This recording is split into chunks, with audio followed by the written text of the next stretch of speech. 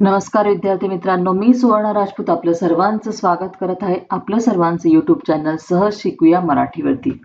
आज आपण शिकणार आहोत अभिजात मराठी इयत्ता 5वी या पाठ्यपुस्तकातील पाठ क्रमांक 6 कुटुंब. चला तर मग आपण पाहूया कुटुंब.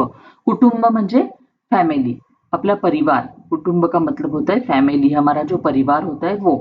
तो चलो अभी हम लोग क्या करते हैं, लेसन को शुरुआत करते हैं. नम्रता आपल्या आईवडिलांसोबत पुण्याला राहत असे. नम्रताचे बाबा इंजिनियर, आई सुद्धा इंजिनियर, त्यामुळे ते पुण्यातच नोकरी करून आपला उदरनिर्वाह करायचे. बालपणापासूनच त्या इमारती, तेच बगीचे, तेच रस्ते याचीच तिला सवय होती. एक नम्रता नाम की लड़की थी, आप लोगों जैसे ही, आपकी उम्र की होगी. वो अपने माता पिता के साथ, आई वडिलांसोबत यानी माता पिता के साथ पुणे में रहती थी. उसके माता पिता दोनों भी इंजीनियर थे और पुणे में ही नौकरी करके वो उधर निर्वाह यानी कि उनका घर चलाते थे, पैसे कमाते थे और अपना घर चला, उधर निर्वाह यानी कि अपना घर चलाना. तो पुणे जैसे शहर में ही वो नौकरी करके, जॉब करके अपना घर चलाते थे. इसलिए बचपन से ही नम्रता ने ऊंची ऊंची बिल्डिंगे, शहर में के गार्डन, सीमेंट के रस्ते यही देखा हुआ था. नम्रताचे आई बाबा मात्र नोकरीच्या निमित्ताने इथे आले होते. नम्रताचे आजोळ असते. आजी आजोबा तर खूप ग्रामीण भागातील होते, पण नोकरी आणि धावते जीवन यामुळे 5-5 वर्षे गावी ये जा होत नसे. कोरोनाची महामारी आली, सगळे लोक आपापल्या घरातूनच कामे करू लागले. घराबाहेर पडायची भीती वाटू लागली. शाळा महाविद्यालये बंद पडली. आता बघा, नम्रताचे आई बाबा नोकरीच्या निमित्ताने आले होते इथे. नम्रताचे आजोळ असते. आजोळ म्हणजे काय, आपल्या आईचं म्हणजे जिच्या आईचं जे गाव असेल ना, ते माहेर म्हणतो ना आपण, आईचं माहेर. आपल्या मामाचं गाव म्हणजे आजोळ. पण तिचे आजी आजोबा जे होते ना मूळचे, ते कुठले होते, ते ग्रामीण भागातले होते, म्हणजे ते खेड्यातले होते. नोकरी आणि धावत्या जीवनामुळे त्यांचं पण 5-5 वर्ष ते गावी ये जा होत नसे. पण आपण क्या था इसके, नम्रता के माता पिता भी नौकरी के लिए, जॉब के लिए यहाँ पे आए हुए थे. और ये जो था वो नम्रता का आजोड़ यानी कि मामा का गांव था, मम्मी का मायका. आजोड़ यानी कि मम्मी का मायका. और उसकी जी आजोबा यानी कि नाना नानी भी, वो भी कैसे थे, ग्रामीण भाग से, गांव के थे. पर नौकरी और सिटी का ये जो रहन सहन था, इसकी वजह से उनका भी गांव में आना जाना नहीं होता था. सबको टाइम ही नहीं रहता ना, शहरों में सब लोग अपने अपने कामों में बिजी होते हैं. पर ऐसी एकदम भागा दौड़ी के जीवन में एकदम से कोरोना नाम का एक वायरस आ गया. अब हम सब लोगों को पता है उसने क्या क्या तूफान मचाया था पूरी दुनिया में. तो ये कोरोना की महामारी आ गई और इस कोरोना की वजह से सब लोग अपने अपने घर से काम करने लगे. घर के बाहर निकलने का सबके मन में डर बैठ गया था. स्कूल कॉलेज सब बंद हो गए थे. आप सब लोगों को भी याद आ रहा होगा ना, अभी आप अब तो छोटे हो 5th स्टैंडर्ड में, पर जो बड़े बच्चे थे, जो भी आज 7th में 8th में है, उन बच्चों को याद होगा इसी कोरोना महामारी में अपना ये यूट्यूब चैनल भी शुरू हो गया था, क्योंकि सब स्कूल को ट्यूशंस बंद हो गए थे, तो बच्चों की पढ़ाई के लिए ये यूट्यूब चैनल खोला गया था. चलो ये तो अलग बात होगी, पर बातों बातों में मैंने आपको बता दिया. सभी स्कूल कॉलेज सब बंद हो गए थे. आपके सामने भी वो सब सिच्युएशन आ गई होगी कि किस तरह से आप लोग भी घर में बंद थे उस वक्त. घरीच कामे सुरू झाली. मात्र कोरोनाच्या वाढत्या प्रसारामुळे तिच्या आईबाबांनी गावी जाण्याचा निर्णय घेतला. एक गाडी ठरवली आणि 10-15 दिवस पुरतील एवढेच खायचे आवश्यक कपडे घेऊन ही मंडळी खानदेशातील आपल्या बोदवड गावी पोहोचली. सब लोगों का वर्क फ्रॉम होम शुरू हो गया था और कोरोना का बड़े बड़े शहरों में ज्यादा प्रसार यानी कि क्या, फैलाव हो रहा था. प्रसार का क्या हो रहा, प्रसार का मतलब क्या है, फैलाव ज्यादा हो रहा था. इसलिए नम्रता के माता पिता ने अपने गांव जाने का निर्णय यानी कि फैसला, डिसीजन, निर्णय का क्या मतलब होता है, फैसला, डिसीजन, उन लोगों ने लिया. एक गाड़ी उन्होंने बुक की और 10-15 दिन हम लोगों को पूरेगी. जब तक 10-15 दिन के कपड़े, थोड़ा खाना साथ में ले लिया और खानदेश में, खानदेश यानी कौन सा भाग आता है, जलगांव, धुलिया, नासिक, ये जो भाग है ना, इसको खानदेश भाग बोलते हैं. अपने महाराष्ट्र में अलग अलग भाग है. कोकण, मुंबई की तरफ अगर हम जाते हैं, मुंबई, रत्नागिरी, सिंधुदुर्ग, ये हो गया हमारा कोकण का भाग. उसके बाद में मराठवाड़ा, नागपुर के साइड में गए तो विदर्भ, पश्चिम महाराष्ट्र, ऐसा भाग हो जाता है. तो खानदेश यानी कि जलगांव, धुलिया, नासिक, नंदुरबार, ये जो भाग है इसको खानदेश बोलते हैं. तो खानदेश में बोदवड नाम का इनका गांव था. इस गांव को ये सब लोग आ गए. बाहेरील मंडळींना 14 दिवस वेगवेगळे ठेवण्याचा निर्णय ग्रामपंचायतीने घेतला होता. त्यासाठी गावातील शाळेत काही दिवस निवासास राहिले. घरूनच डबा यायचा, विचारपूस व्हायची आणि उगाच आलो अशी नम्रता वारंवार म्हणत असे. 14 दिवस विलगीकरण कक्षात राहिल्यानंतर त्यांना घरी प्रवेश देण्यात आला. इसको अभी सब याद आ रहा होगा हम लोगों को भी कि उस टाइम पे कैसे थे, अगर गांव से कोई बाहर से कोई लोग आते थे, शहर से जो लोग आते थे, उनको तुरंत घर में नहीं लेते थे. गांव के बाहर उनकी रहने की जगह, उस टाइम पे स्कूल बंद थे ना, तो स्कूल की जगह थी, तो वहां पे उन लोगों को 14 दिन तक विलगीकरण, विलगीकरण को क्या वर्ड था, क्वारंटाइन किया जाता था. क्वारंटाइन ये वर्ड हम लोगों ने उस वक्त बहुत सुना था. तो वहां पे गांव के लोगों ने क्या किया, ग्राम पंचायत उनकी जो थी, उन्होंने डिसीजन लिया कि ये लोग पुणे जैसे सिटी से आए हैं, इनकी वजह से गांव वालों को भी कोरोना की तकलीफ हो सकती है अगर ये पॉजिटिव हुए तो, इसलिए इनको 14 दिन हम लोग क्या करेंगे, विलगीकरण यानी कि क्वारंटाइन उनको कर दिया गया था. तो 14 दिन उनको एक स्कूल में रखा गया था. उनके घर से उसके आजी अजूबा थी, उनके घर से उनको डब्बा यानी कि टिफिन आता था, बाहर से ही लोग पूछ लेते थे. और वहां पे इन लोगों को एक ही रूम में 14 दिन रहना पड़ा था. फिर नम्रता तो बोर हो गई थी, वो तो बार बार वारंवार यानी कि बार बार बोलती थी हम लोग यहाँ पे क्यों आए हैं. पर ये क्वारंटाइन पीरियड खत्म होने के बाद उनको 14 दिन के बाद उनके घर में भेजा गया था. देखो उस वक्त बहुत ऐसा हो रहा था ना कि लोग, सब लोग, बहुत सारे लोग चल चल के, जो गाड़ियां वगैरह बंद थी तो चल चल के अपने गांव जाते थे. वो अगर टीवी पे अगर आप लोगों ने देखा होगा तो. और फिर जो बाहर से आ रहे हैं उनको 14-14 दिन तक क्वारंटाइन रहना पड़ता था. पहले कोरोना की टेस्ट देनी पड़ती थी, फिर उनको गांव में लिया जाता था. तो इस सब परिस्थिति से नम्रता और उसकी माता पिता भी गए थे. अभी क्वारंटाइन के बाद वो उनके घर पे गए. उंच उंच डोंगर, पर्वत, हिरवीगार झाडे, झुळझुळ वाहणारे झरे, अतिशय गार वाटणारे आल्हाददायक वातावरण, मोठमोठी झाडे, त्यावर उंच उंच झोपाळे. नम्रताची तर खूपच मज्जा होती. आजवर छोट्याशा फ्लॅटमध्ये राहणाऱ्या नम्रताने कधीच एवढा मोठा वाडा, शेती, नद्या असे काही पाहिले नव्हते. वाडा, जंगल, रानवाटा या सगळ्यांची नम्रताला भुरळ पडली होती. देखो अभी 14 दिन के बाद वो खुले गांव में घूम सकते थे. तो गांव का वातावरण कितना सुंदर था. उंच उंच डोंगर, डोंगर यानी हिल्स, डोंगर यानी छोटे छोटे ऐसे हिल्स होते हैं. तो उंच उंच ऐसे डोंगर थे, पर्वत, हिरवीगार झाड़े, हरी हरी सब हरियाली झाड़े थे, झुळझुळ वाहणारे झरे. जैसे पानी नदी से बहता है, पर बड़ी नदी नहीं होती, छोटा सा झरा होता, झरना क्या बोल सकते हैं उसको, झरना से झुळझुळ वाहणारे यानी कि बहते झरने. अतिशय गार वाटणारे आल्हाददायक वातावरण. गांव में किसे बहुत सारे झाड़ लगाए हुए होते हैं, पोल्यूशन नहीं होता है, तो वहां का वातावरण ठंडा ठंडा मस्त एकदम अच्छा लगता है. वहां पे देखो हम लोग भी सोचते हैं तो सब वो आंखों के सामने ये सब चीजें आ जाती हैं. मोटी मोटी झाड़े यानी कि बड़े बड़े पेड़ वहां पे लगाए हुए थे. उन पेड़ों को उनसे उनसे झोपाड़े यानी कि झूले बांधे हुए थे.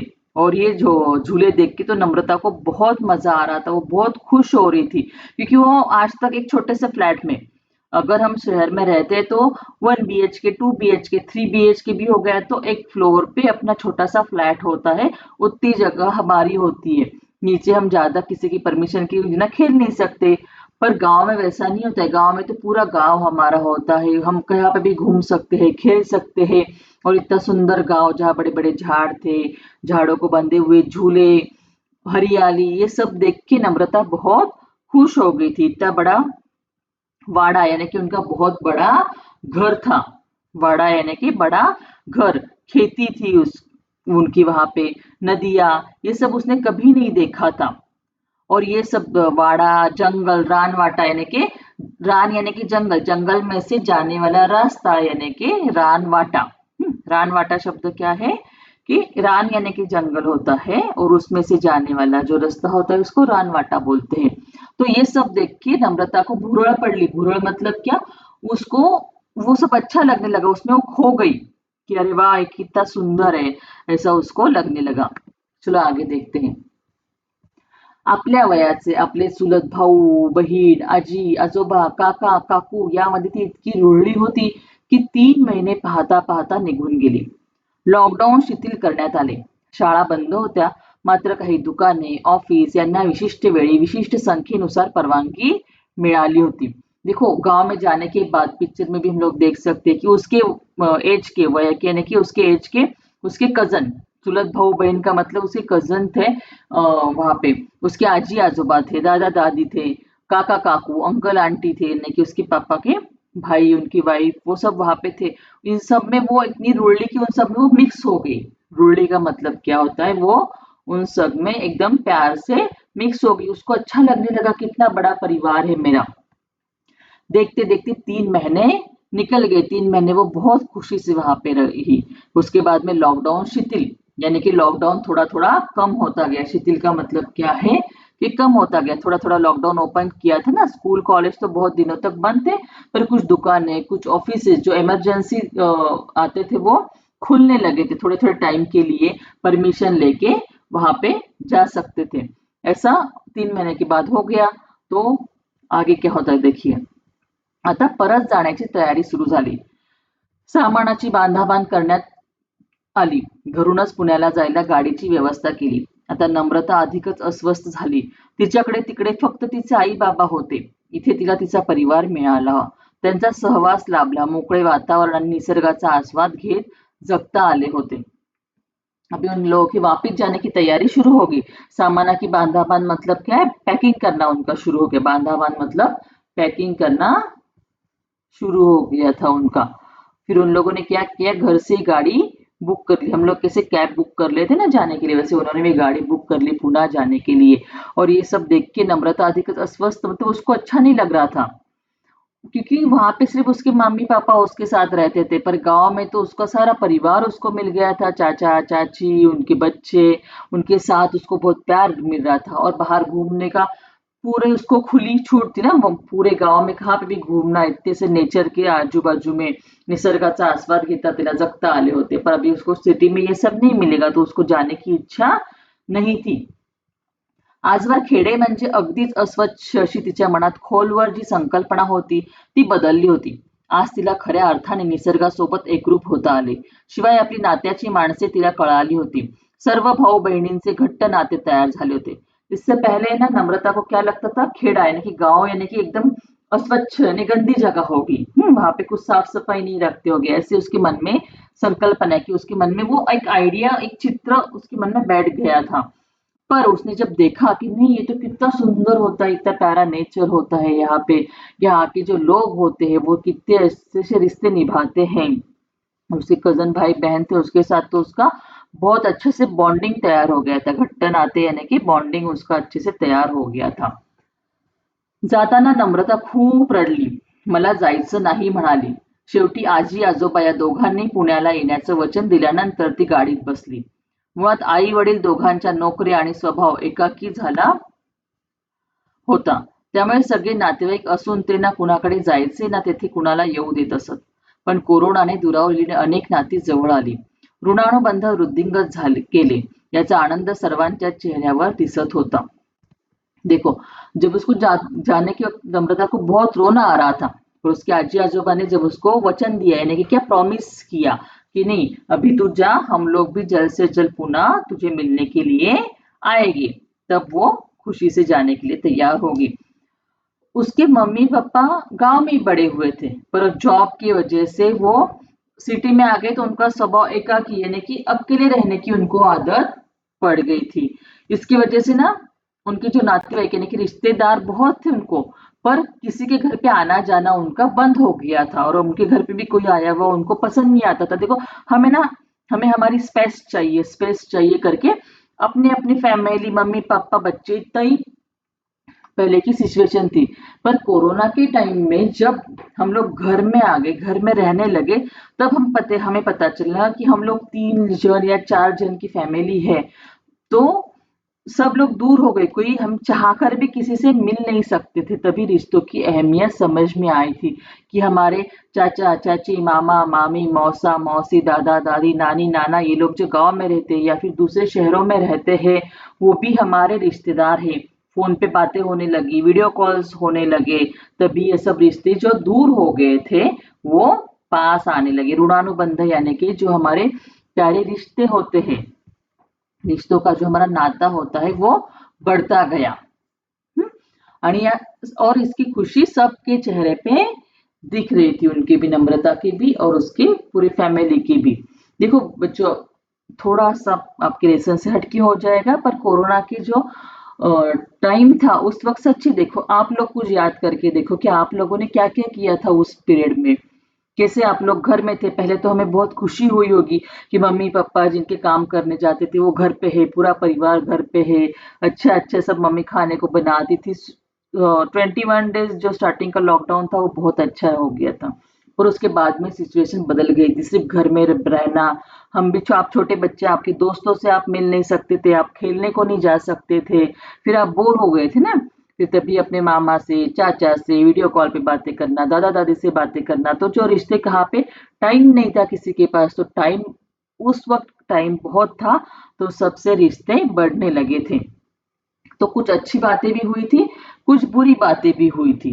अभी आप छोटे हैं तो आप लोग अच्छी बातें जो उसमें से हुई थी वो याद करो, आपने कैसे कोरोना के पीरियड में आपने क्या क्या किया था वो मुझे जरूर बताना। और आप जैसे कुछ बच्चे ऐसे थे उस वक्त के, जिनको ट्यूशन नहीं जा सकते थे, मराठी सब्जेक्ट हार्ड लगता था, पढ़ाई बंद हो गई थी, तो क्या करें, उसी वक्त अपना ये सहज शिकूया मराठी ये चैनल भी शुरू हुआ था।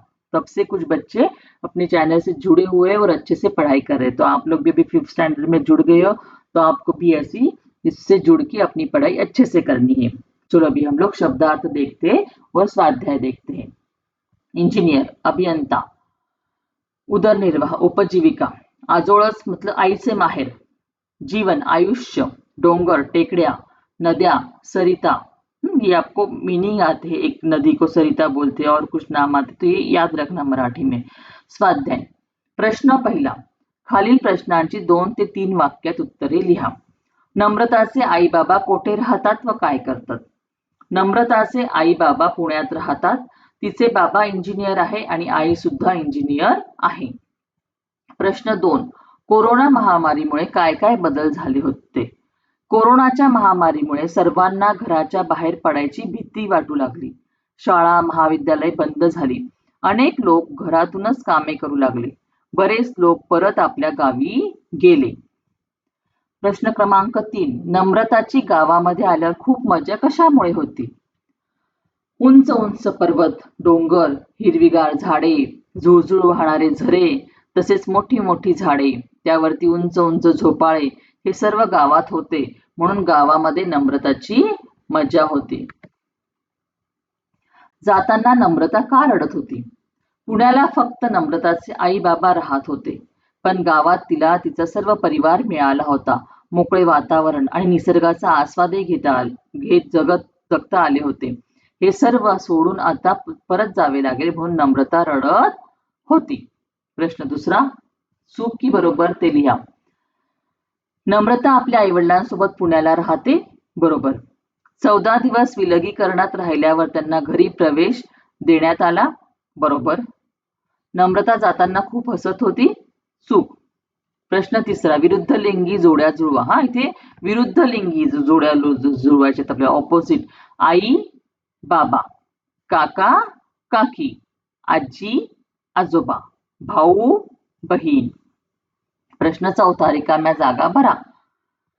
नम्रताचे आजी आजोबा आजी तर खूप ग्रामीण भागातील होते. आता परत जाण्याची तयारी सुरू झाली. सर्व भाऊ बहिणींचं घट्ट नातं तयार झालं. कोरोनाने दुरावलेली अनेक नाती जवळ आली. पुढे पाहूया. प्रश्न 5, वाक्यात उपयोग करा. 1, महामारी. कोरोना ही एक महामारीच होती. इमारत, आमच्या घराची इमारत खूपच उंच आहे. खूप उंच आहे हा शब्द, असं तुम्ही पेन्सिलने लिहावं लागतं. माझ्या मुलाला, त्यांना पेन अलाउड नाहीये टेक्स्ट बुक मध्ये लिहायला, म्हणून तो पेन्सिलने लिहितो आणि त्याचा फोटो थोडासा हे येतो, कारण त्याला पण टीचर रागवतील ना, म्हणून.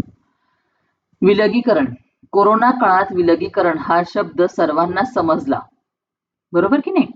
कोरोना ही एक वाईट घटना होती. भुरळ, गावातील वातावरणाची सर्वांनाच भुरळ पडते. हे वाक्य पण दिले. तर पुढचं बघा, प्रकल्प दिलेला आहे तुम्हाला. कोरोना काळात तुम्ही घेतलेला अनुभव 8 ते 10 ओळीत लिहा. आता इथे बघा विद्यार्थी मित्रांनो, प्रत्येकाचा अनुभव हा वेगळा वेगळा असणार आहे. प्रत्येकाने वेगळं वेगळं केलेलं आहे.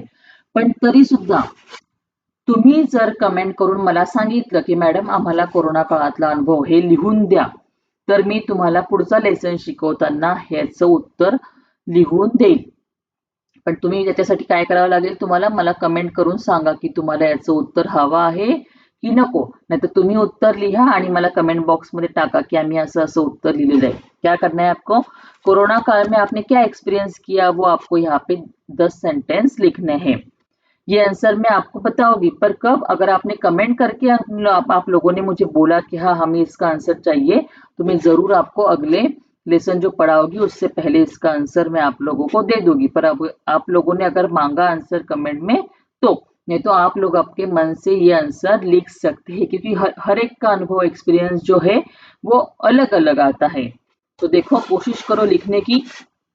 एक बात और मैं बता देती हूँ, क्योंकि आप 5th स्टैंडर्ड के बच्चों, आपकी अभी से हाई स्कूल की पढ़ाई शुरू हो गई है, तो एक बात हमेशा ध्यान में रखना बच्चों, पढ़ते समय आप लोगों को क्या करना है, मैं आपको जब पूरा लेसन पढ़ाती हूँ, आपका लेसन भी और स्वाध्याय भी मैं एक साथ ही एक ही वीडियो में आता है, तो पहले आप क्या करना, पहले लेसन जो मैंने पढ़ाया है ना वो अच्छे से समझ लेना.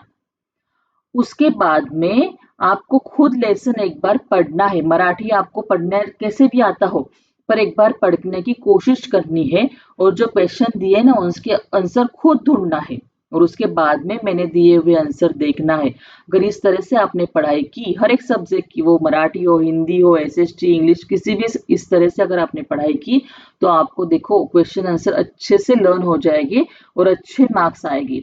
ये भी एक बहुत अच्छा फॉर्मूला है. पहले लेसन को पढ़ो, समझ लो, खुद क्वेश्चन आंसर लिखो, और फिर उसके बाद में जो टीचर ने आंसर लिख के दिए हैं या फिर कहाँ से हमें मिलते तो वो बाद में चेक करो. पर खुद अपने आंसर लिखने की अगर आपने कोशिश की तो आपको बहुत अच्छे मार्क्स मिलेंगे, ये पक्का है. चलो तो फिर इस तरह से आज हमारा लेसन और स्वाध्याय जो है वो खत्म हो गया है.